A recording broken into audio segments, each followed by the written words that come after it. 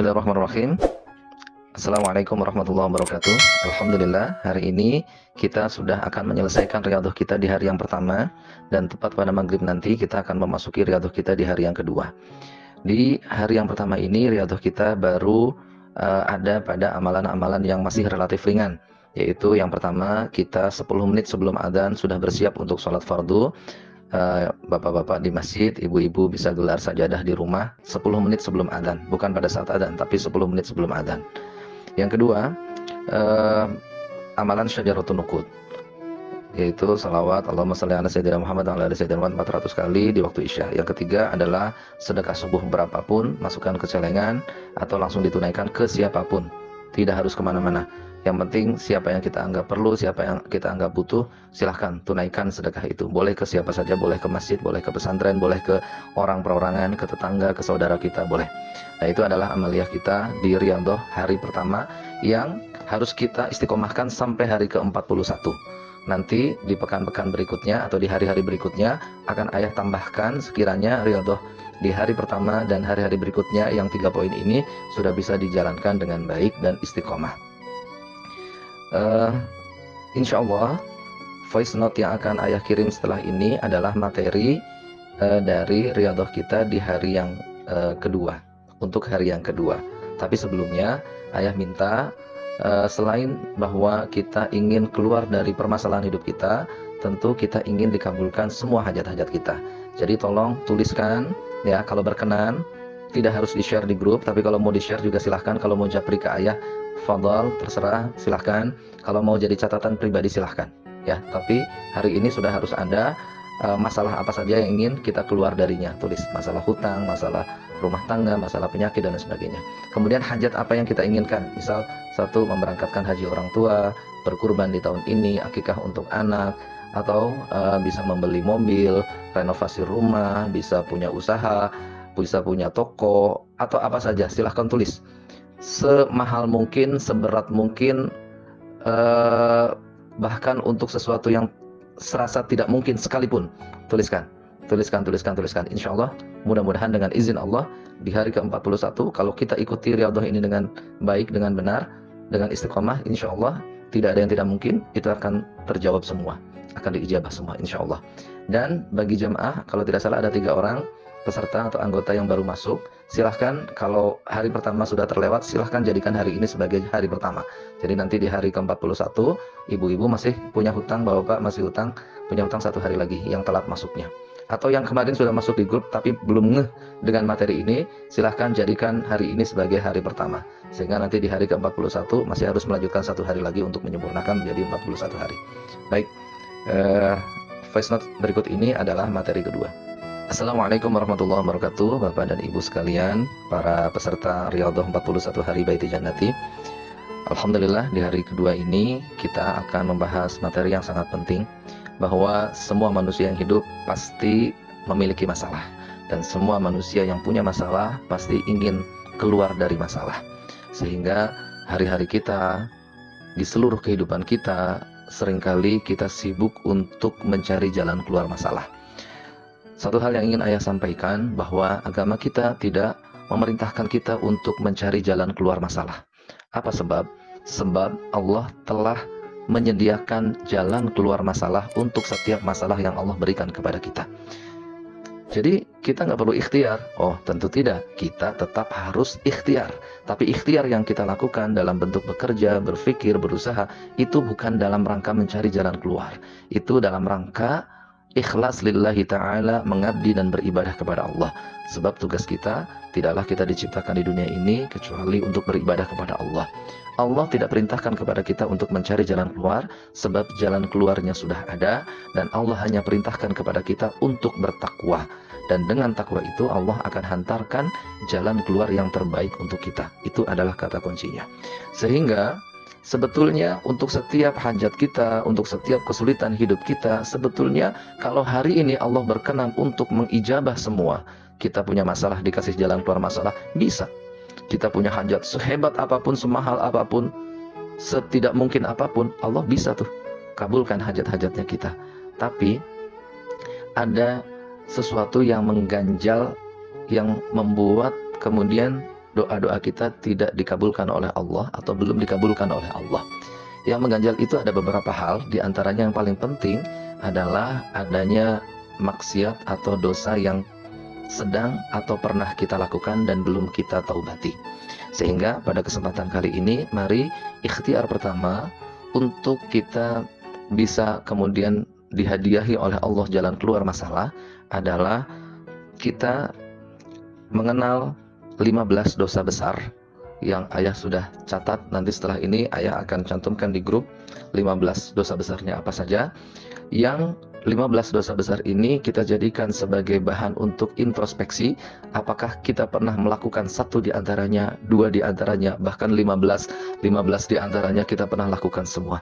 Maka kalaulah kita selamat dari dosa besar pertama, mungkin kita belum selamat dari dosa besar yang kedua dan seterusnya. Oleh karenanya, ayah akan sampaikan ada 15 dosa besar yang harus kita taubati dan harus kita tinggalkan selama-lamanya. Sebetulnya dosa besar ini ada banyak versinya. Ulama ada yang mengatakan ada 50, ada 70, ada 100. Bahkan Sayyidina Ali karamallahu wajhah menyampaikan bahwa tidak ada dosa kecil. Semua dosa sekecil apapun adalah dosa besar.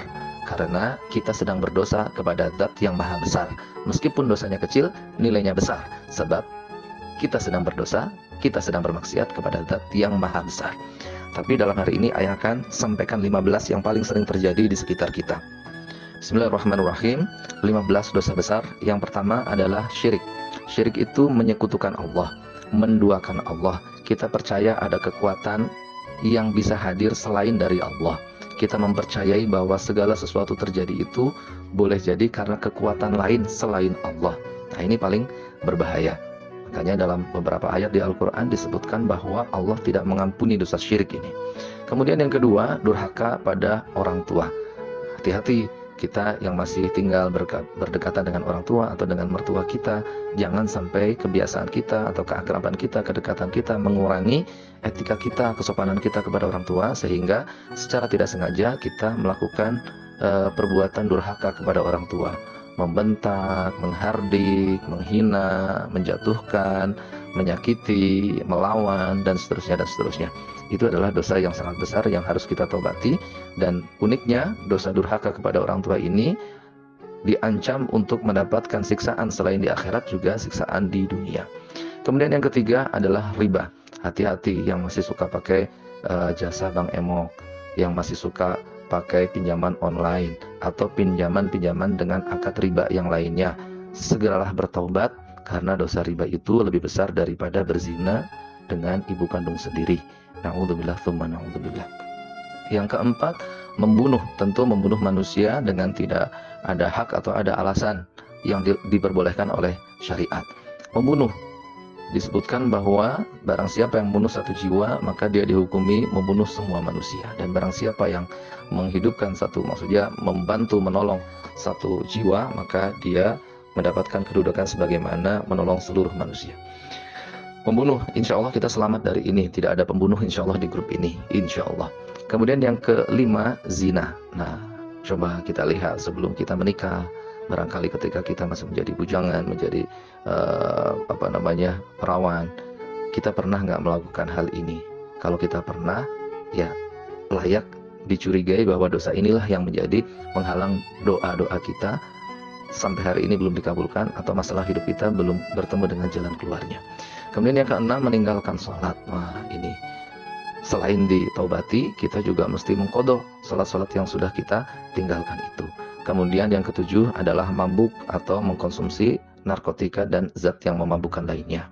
Ini disebutkan sebagai bapaknya kejahatan, karena kalau sudah mabuk, kita bisa dengan tidak sadar melakukan keburukan dan kejahatan yang lainnya. Yang kedelapan, memfitnah. Nah, fitnah ini lebih kejam dari pembunuhan. Al-fitnatu asyaddu minal qatli. Sehingga memfitnah itu bisa sangat membahayakan orang lain, dan ini dimasukkan dalam deretan dosa besar. Kemudian barangkali kita tidak berzina, kita tidak membunuh, kita tidak riba, tapi di urutan dosa besar yang kesembilan adalah ghibah. Ghibah ini ngomongin orang itu termasuk dosa besar dan dosa yang sulit untuk dimaafkan. Sebab selain bertobat kepada Allah, kita mesti juga minta maaf kepada yang kita gibahi. Iya, kalau dia kita kenal. Kalau nggak kita kenal gimana? Kalau nggak pernah ketemu gimana? Kita ngegibahi presiden, kita ngegibahin menteri, gimana cara kita minta maafnya? Selama di dunia belum tentu kita ketemu. Nanti ujung-ujungnya di akhirat kita ketemu sama mereka. Mereka minta kebaikan atau pahala dari kita, dan mereka memberikan beban dosanya kepada kita, padahal kita tidak mengenal mereka. Na'udzubillah tsumma na'udzubillah. Ini gibah, ini perkara yang barangkali bisa saya tebak menjadi sesuatu yang sepertinya kita semua mengalami ini. Jadi jaga lisan kita. Kalau tidak bisa mengatakan yang baik, lebih baik diam saja. Kalau beresiko untuk kumpul-kumpul nanti gibah, mending hindari perkumpulan itu. Itu gibah. Kemudian, oh iya pertanyaannya, ayah, tapi saya membicarakan sesuatu yang benar loh. Dia itu emang benar, dia itu emang pernah begini begitu, kita sampaikan keburukannya. Ini benar, saya lihat sendiri, ada saksinya, ada buktinya. Nah, yang dinamakan dengan gibah itu adalah membicarakan keburukan orang lain atau kebaikan orang lain yang tidak diridhoi oleh orang tersebut apabila orang itu mendengarnya. Jadi meskipun itu benar, itu masuk kategori gibah. Kalau itu salah bagaimana? Kalau itu salah, naik level lagi menjadi fitnah yang hukumnya tadi lebih kejam dari pembunuhan. Seperti itu ya. Jadi menggibah itu, kalaupun itu kenyataan, itu tetap hukumnya gibah dan itu dosa besar. Yang ke-10 mencuri. Nah, termasuk diantaranya korupsi. Ini jelas karena mengambil hak orang lain dengan zalim. Kemudian yang ke-11 melakukan sesuatu maksiat tanpa henti. Melakukan suatu maksiat tanpa henti. Misal kita tidak menutup aurat. Nah, kita nggak membunuh, kita nggak zina, kita tidak melakukan sesuatu, tapi kita membuka aurat kita, dan itu kita lakukan sepanjang hari, setiap waktu. Kita nggak malu tidak menutup kepala kita, atau tidak menutup lengan kita atau kaki kita. Hati-hati, barangkali kita menyangka bahwa itu dosa kecil, tapi dosa kecil yang dilakukan terus-menerus itu akan naik levelnya menjadi dosa besar. Hati-hati, dosa kecil yang terus kita lakukan maka menjadi dosa besar. Yang ke-12 menjadi saksi palsu. Nah, ini sekarang musimnya TPS nih, hati-hati yang terlibat di TPS. Jangan sampai kita terlibat menjadi saksi palsu kalau ada praktek-praktek kecurangan di sana. Atau menjadi saksi palsu untuk perkara apapun, baik perkara pengadilan maupun perkara keluarga ataupun apapun. Kita menyampaikan sesuatu tentang orang lain yang kita tahu bahwa itu dusta, tapi kita tetap sampaikan sebagai saksi. Itu namanya menjadi saksi palsu. Ya. Kemudian yang ke-13 terlibat dalam praktek sihir atau perdukunan. Nih, mungkin masih ada yang pakai maaf ya, pakai penglaris ke orang pintar gitu, naruh bukur atau sesuatu yang diikat dengan rambut, dengan garam, dengan dengan tujuan itu nanti orang akan senang dengan tokonya kita, atau menggelapkan toko orang lain, toko tetangga kita, jualannya tetangga kita biar menjadi gelap, atau santet, atau ya pokoknya yang berhubungan dengan sihir.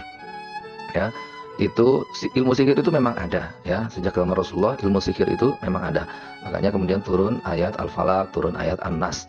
Nah, itu kalau kita melihat sabab nuzulnya itu berkaitan dengan ilmu sihir. Nah, siapa saja yang pernah terlibat dalam praktek sihir ataupun perdukunan, itu taubat, segera taubat.